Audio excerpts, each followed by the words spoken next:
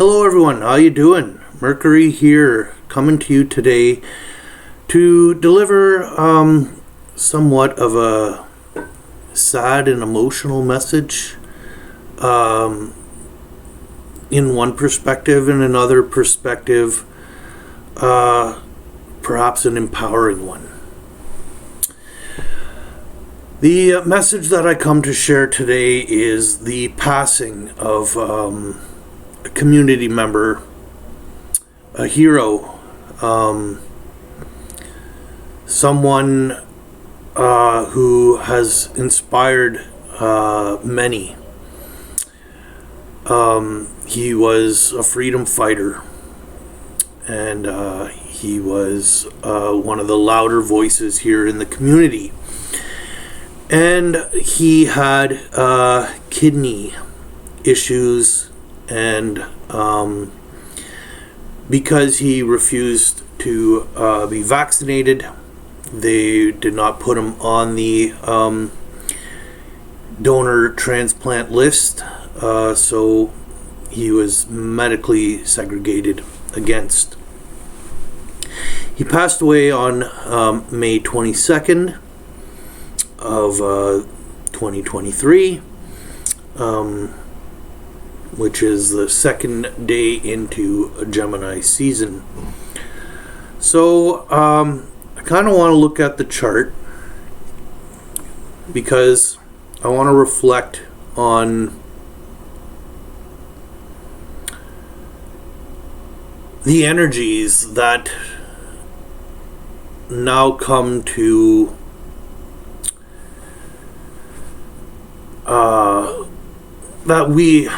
those who knew him, who were touched by him, were moved by him, inspired by him, the energies that these people are now embodying due to the inspiration that he brought to us, the influence, and those things. So,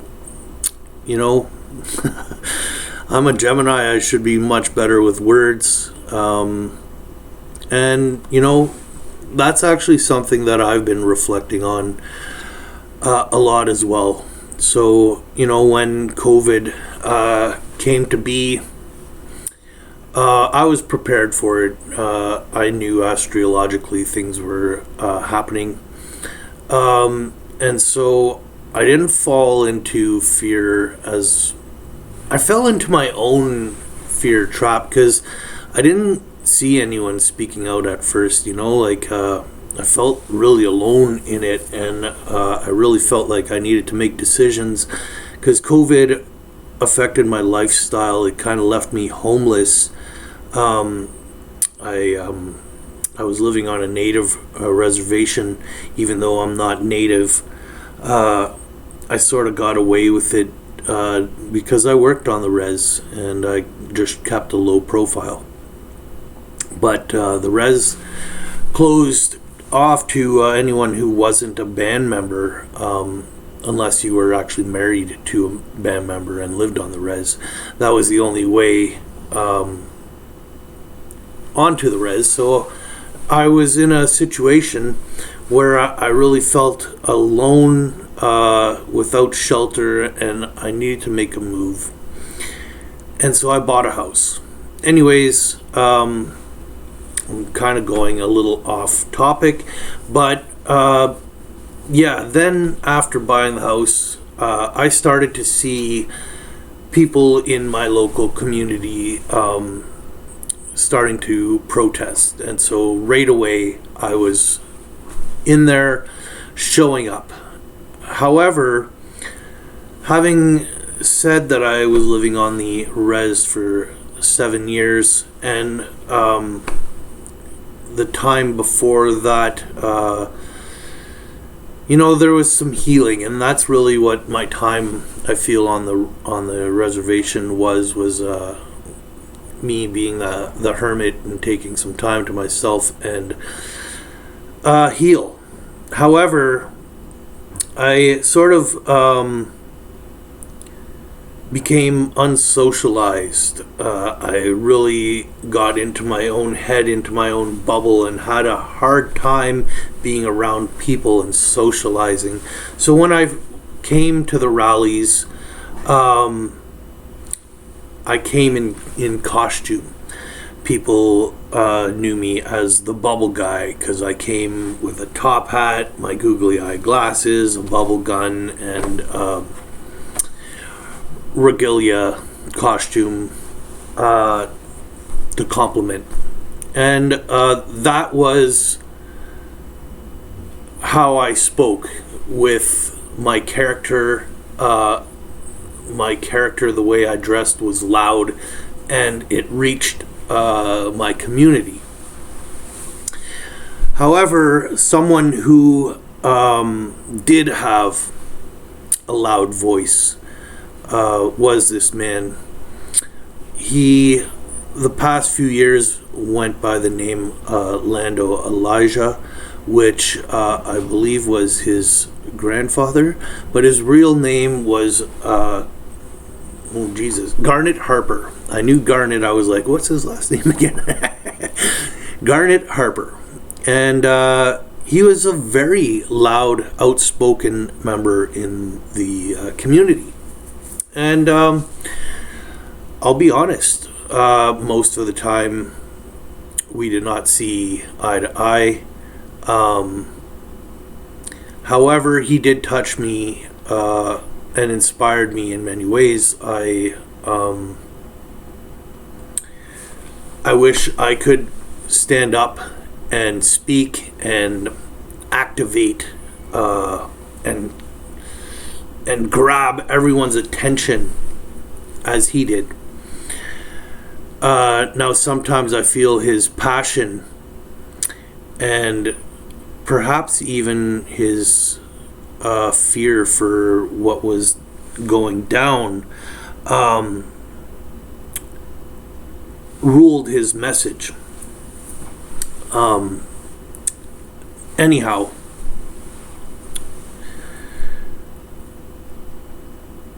nowadays I'm actually able to speak in front of groups. I've taken on a little bit more of a something's in my eye or whatever. I've taken on a little bit more of a leadership role in the community, with still a fraction of the voice that Garnet held in this community. But yeah, he continues to touch us all. And let's just quickly look at his obituary, and then I want to look at his chart. I'm not going to read it all. It's long,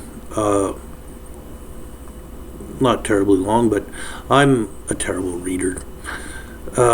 So anyhow, this is Garnet right here. And yeah, I want to bring you to the chart on the day he passed. Now, I'm not sure what time he passed. Doesn't really say here. He was 35 years old. He was born July 13th, 1987. So he would have been a Cancer. And Cancers are protective people to their home, their family, their community. And you could really see that with him. In many ways, he seems like he should have been a Leo, a lion. And maybe his moon was there, maybe his rising sign. I'm sure there are some strong Leo aspects. But I don't have that chart. And what I do have is this chart. And I don't have the chart to the time, like I said, which actually can give us a much deeper read. But what I do want to point out is, so Pluto is at 0 degrees Aquarius. He's about to retrograde back into Capricorn. And Pluto is making an aspect to Jupiter, to the Sun, and to Mars. He's in an opposition to Mars, he's in a square to Jupiter, and he's in a trine to the Sun. Okay? Now, these other planets are all at 1 degree, and Pluto's at 0, so it's not an exact, but it's close. A 1 degree orb is tight, and we count often right up to a 5 degree orb. But the tighter the orb, the more power it has. Anyways, that's not so important in this read. Let's talk about these other aspects here, okay? So, and I feel like this chart, or these aspects that I'm going to talk about, is aspects that those who knew him, those who were moved by him, those who are touched by him, are now embodying him as Garnet returns to the stars and shines down on us. And we bring that energy, we carry that energy forward. So, Pluto is about death and rebirth, okay? Resurrection, deep transformation. And so all those are active at the moment. We can really see that. And Pluto being in Aquarius is large groups of people. Aquarius is a sign of rebellion and revolution, okay? Evolution in the highest octave. However, and Aquarius is also the individual and innovative ideas sort of thing, okay? And the fact that he's going back into Capricorn is we're going through major transformation right now, okay? And Pluto in 2008 entered Capricorn. And we had the housing bubble crash, right? And Capricorn's about our foundation, traditions, and that sort of stuff, institutions. And so, especially in this time where he's going back and forth over the cusp here, is so Pluto was moving into Aquarius, prepping large groups of people, prepping the individual for transformation. Now, as he goes back into Capricorn, it's to build a foundation, a platform, new traditions to move forward with when he comes back into Aquarius, for us to have a platform, a solid foundation, for us to move forward and really transform the collective, and bring us into this Aquarian age, okay? So I'll get back to Pluto in a minute, but Pluto is bringing that transformation to these other spots. I'm going to start with Mars here. So Mars in Leo. Leo is the heart, and Leo is the a lot of people will say Aries is the leader, and Mars, but really they initiate, they take action, they do charge forward, and often do take on a leadership role. However, the real leader is Leo and the Sun. But nonetheless, Mars is our passion, is our drive, is our passion and our drive. What moves us motivates us to act. That's what Mars is action. And that's why we often associate Mars with the leader, but he is in the leader sign here. So, you know, in the heart of, in also of the heart, and being opposite to Aquarius, this is like large collectives of people or the individual, right? And we are all leaders, every single one of us, when we stand up, when we move forward, when we have passion and drive. And so there's a transformation going on within us all here, who were touched by Garnet, by Orlando. In that regards, there's passion, there's drive coming back into our hearts, that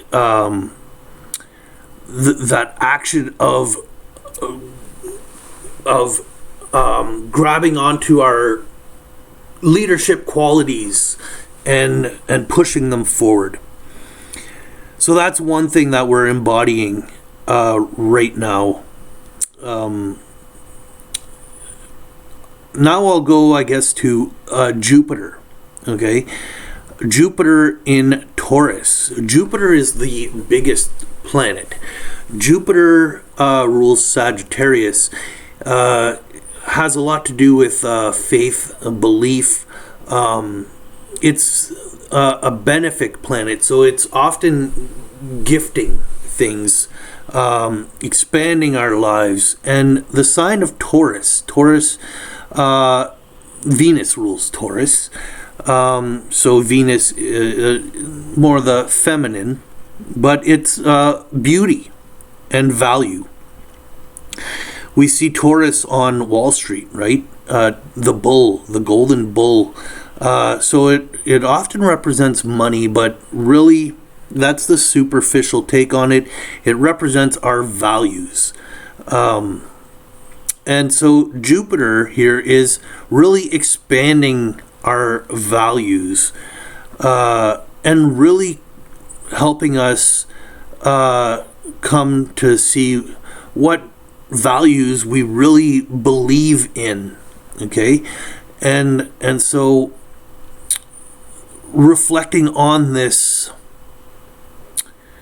passing of this great man is really expanding, is really causing us to have a deeper look at what values that we really want to take action, take lead with. So we are a solar system, and the sun is the leading body with all the planets in the vortex, right? And the sun is who rules Leo. So here's why I was saving the sun for last. Now, I don't know if there's really any information that's relevant in this, but Pluto does make a square to Jupiter and an opposition to Mars, and you can see it makes this red triangle. They're all in aspect to each other. However, the sun is in aspect to Pluto. This is complementing and exciting to Mars, who's in his sign, but is not making an aspect to Jupiter. Okay, I don't really know why I added that, but anyways, so the sun in Gemini, now the sun being the leading force, and here Gemini is the sign of the twins. Now really it's the sign to me of our reflection, our mirror image of our siblings, okay, of our brothers, sisters. In this case, our brother, right? We are reflecting the sun is bringing light on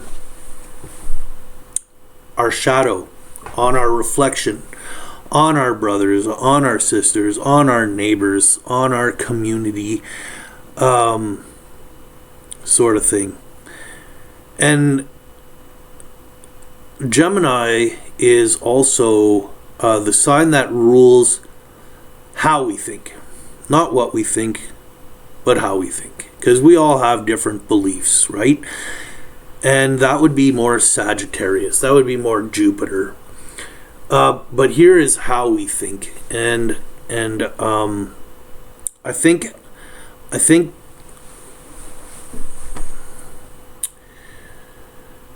in Garnet Orlando's passing, it's really bringing a lot of people to examine how we think about our community, about our participation in our community, on our values within that community, and all that sort of stuff. Okay, so yeah, I really feel, to me, the timing of all of this, because the next thing is coming around the corner, and it's sad for this passing, for Garnet to not be here with us with that loud voice when things do unfold again. But in another way, he is with us. He is with us all now, shining down from the stars in our hearts. Leo, the sun, Jupiter, Aquarius, all these things.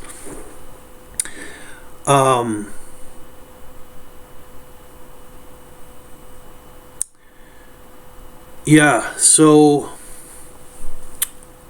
I believe his official celebration of life is July 15th. Now, I haven't looked into that, and I'm not going to here, but I just wanted to see.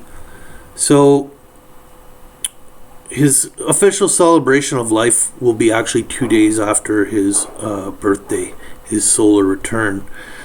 However, there's an unofficial celebration happening next Saturday, 1 week from today, the 3rd of June. And we have a full moon happening in Sagittarius. And I believe that is also the day of his funeral. And to me, this also shows a divine timing, a higher power of synchronistic timing of events unfolding. And, I really want everyone to realize that he's with us now more than ever. Okay? And, I'm feeling emotional, and honestly, like, I was never really very close to Garnet. Like I said, he inspired me, he touched me, I really felt him to be an important, valuable part of our community. And he's, in the end, touched me more than I actually realized, and it really makes me sad that that I didn't take the time to get to know him better. And I never really went to visit him, even while he was sick. I don't know.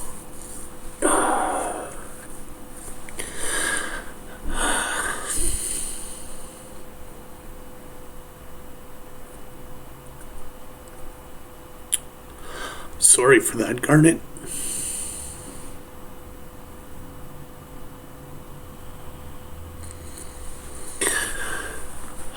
Anyhow, thanks for touching us all. I'll see you someday.